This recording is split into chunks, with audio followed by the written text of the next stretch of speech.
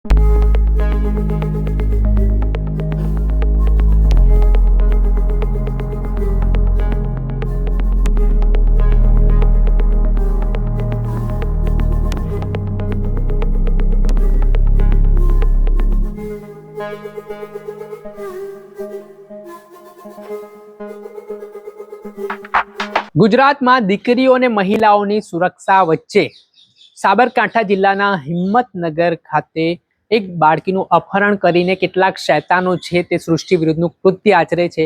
આ ઘટનાથી સમગ્ર પંથકમાં ચકચાર મચી ગઈ હતી.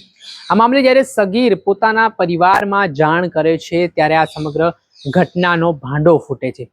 ઘટનામાં વાત કરીએ તો આ જે સગીરા છે તે ગ્રામ્ય વિસ્તારમાં રહેતી હતી.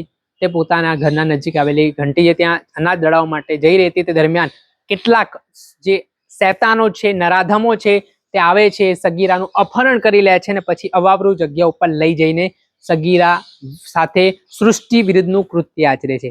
આ ઘટનાથી ઘેરા પ્રત્યાઘાત પડ્યા હતા. જ્યારે સગીરા પોતાના ઘરે ગુમસુમ હાલતમાં આવે છે, આ બાબતે પરિવારજનો તેને પૂછપરછ કરે છે કે ક્યાં ગઈ હતી, શું થયું હતું, ત્યારે તે પડી ભાંગે છે અને આ બાબતે તે જણાવે છે તેની સાથે જે બનેલી ઘટનાને. ત્યારે તેના મા બાપના પગ નીચેથી જમીન સરકી જાય છે. આ ઘટના બાદ હિંમતનગરના ગંભોઈ પોલીસ સ્ટેશન ખાતે આ મામલે જે આરોપીઓ છે તેમની સામે ગુનો દાખલ કરવામાં આવે છે, જ્યાં પોલીસે પોક્સો તેમજ અલગ અલગ કલમો હેઠળ ગુનો નોંધ્યો હતો.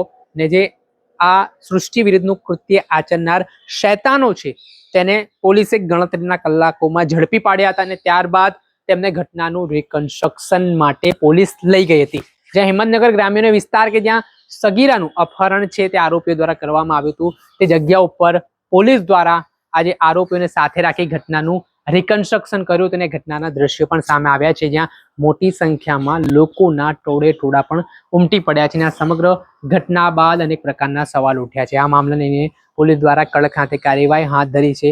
પોલીસે પંચનામું કર્યું છે ને આખો જે ઘટનાક્રમ સામે આવ્યો છે તેને લઈને પોલીસ દ્વારા હવે આ શૈતાનોને કડકમાં કડક સજા થાય તે માટે ચાર્જશીટ તૈયાર કરવાની પણ પરિવારજનોને કડક સજા થશે જે આરોપીઓ છે તેમને એવું આશ્વાસન પણ પાઠવ્યું છે. ત્યારે આગામી સમયમાં કયા પ્રકારની પરિસ્થિતિનું નિર્માણ થાય છે તે જોવું રહ્યું. દર્શક મિત્રો, આવા જ નવા વિડીયો સાથે આપણે માહિતગાર કરતા રહીશું, એટલે મહામંથન મંતવ્ય ન્યૂઝ જોતા રહો.